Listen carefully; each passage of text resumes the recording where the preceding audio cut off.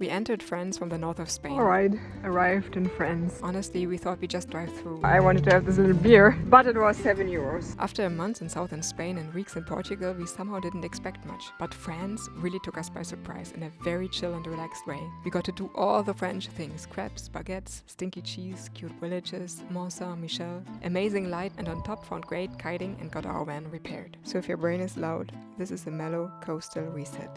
The first days were a bit rough, parking-wise. Why on earth? Not much parking for a tall van between Biarritz and Bordeaux. But the light, the villages, the food, it all started to charm us. Our first night in Biarritz, a luxurious seaside town with a legendary surf beach, came with a sunset straight out of a dream.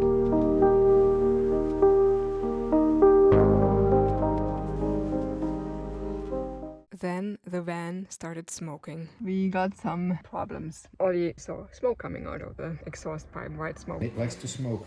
It's a stoner van. But Ollie got the parts to fix it, and on top our brake pads were replaced. After so much hustle, there was one thing we needed to do. Try a real French crepe at a small creperie by the road that we had found by chance close to a beautifully remote parking spot we had spent the night at.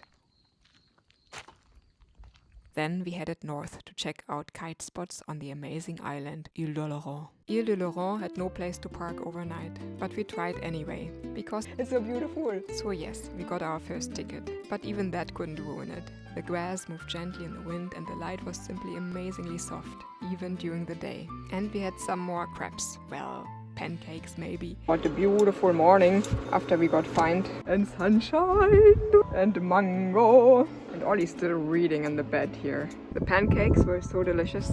They're already gone. Up north, the island hides one of the best set of kite spots we've found on our entire journey. Flat, shallow water, good wind on both sides. Except on this day, There was actually a lot of wind.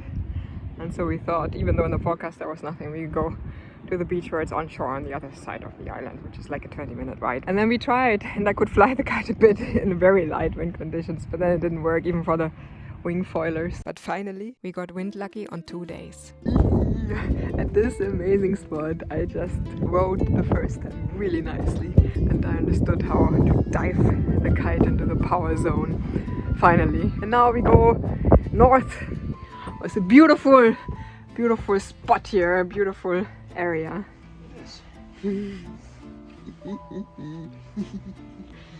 Kind of sad to leave.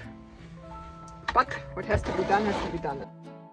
Next came the fortress or castle Mont-Saint-Michel, a 1,000-year-old abbey. Today it's a tiny, almost car-free village with around 30 residents, cafes and little hotels inside the walls. We tried to reach the abbey at the top, but we were too late. It was already closed. And yes, you can walk there across the seafloor when the tide is low. The next morning we had a new mission: cheese. Alright, we arrived at the village now, hunting for cheese.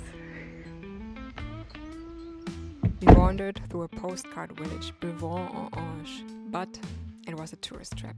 We just, without checking, trusted ChatGPT in our route planning, and now we're in this really cute city, but it seems to be some kind of a tourist trap. Like, it's all just, it looks very touristy, even though very cute.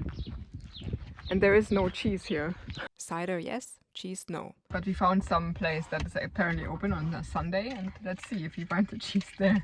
The village itself was super pretty, but we wanted cheese. So we headed out and finally found a fromagerie with real French stinky cheese. Second try. I think this is a cute town. It's a little bit bigger, but it has all those cute buildings and it doesn't feel so terribly like a tourist trap. We bought about 5 pieces. Of course, we also needed a baguette. Nope. And finally a place to stop. And sure, a dog. Why not? And that's really all France asked of us. To slow down, eat something good here and there, and stay a little longer than planned. For a country we planned to rush through, France really got us to chill, relax, and enjoy. So if you ever plan to head here, leave a little space for cheese.